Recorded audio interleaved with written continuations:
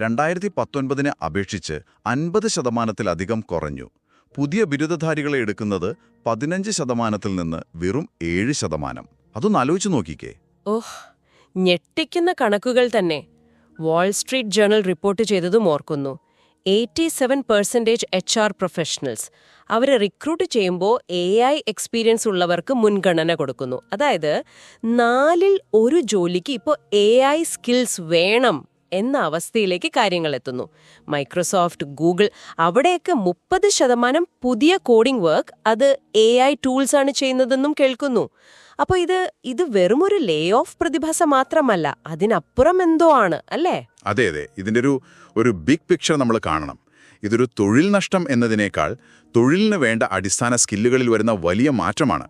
ചില ജോലികൾ ഇല്ലാതാവുന്നുണ്ട്, ശരിയാണ്.